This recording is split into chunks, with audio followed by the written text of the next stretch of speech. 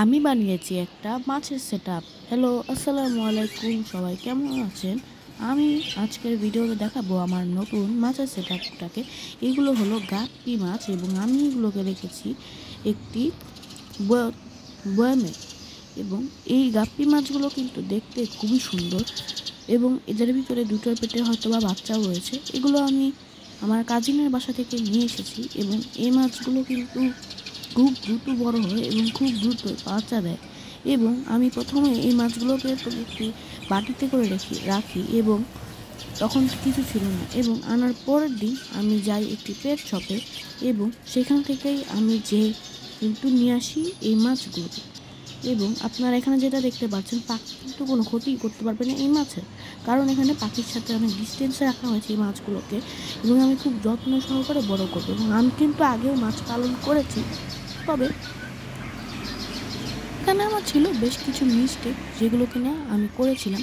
এবং আমি আপনাদেরকে প্রথম মিস্টেকটি এটা হলো, প্রথম মিস্টেকের মধ্যে যে মাছকে আমি জারের মধ্যে পালতাম এবং মাছের যে ট্যাঙ্কটা রয়েছে সেটা একদম পরিষ্কার করতাম না, অপরিষ্কার একটি ট্যাঙ্ক ছিল। এবং পরবর্তী যে ভুলটি ছিল সেটি হলো, গাপ্পি মাছকে গাপ্পির খাবার দিতাম না, বরং গাপ্পি মাছকে অন্যান্য সব মাছের যে খাবার, অর্থাৎ যেটা কিনা একটু খারাপ কোয়ালিটির খাবার, অর্থাৎ যেটাকে বলা হয় আটা, ওই শুধু আটাটা দিতাম।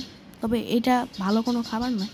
এর পরবর্তী যে কাজটি আমি করেছি সেটি হলো, গাপ্পি মাছকে আমি কিন্তু মাঝে মধ্যে খাবার দিতাম না এবং মাঝে মধ্যে বেশি খাবার দিয়ে দিতাম।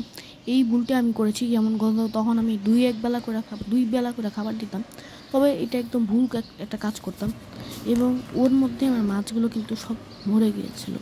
এবং এইবার আমি চিন্তা করেছি আমি আবার মাছ পালন করব এবং আমি দেখব যে আমি কি সফল হতে পারি নাকি পারি না।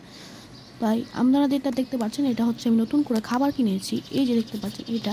এবং পাশেরটা রয়েছিল কিন্তু ব্রাইনচিং। এবং ব্রাইনচিং কেন মাছকে খাওয়াবেন আমি আপনাদেরকে একটু বলে দিচ্ছি। ব্রাইনচিং হচ্ছে মূলত মাছের বাচ্চা হলে বাচ্চাগুলোকে দ্রুত বড় করার জন্য। হ্যাঁ, যেরকম হচ্ছে যে ধরুন পাখির বাচ্চা হলে যেরকম আমাদের সফট ফুড দিতে হয়, সেরকম মাছের বাচ্চা হলেও বাচ্চাগুলোকে সেপারেট করে কিন্তু এই ব্রাইনচিংগুলো খাওয়াতে হয়, তাতে করে মাছের বাচ্চাগুলো দ্রুত বড় হয়ে যায়।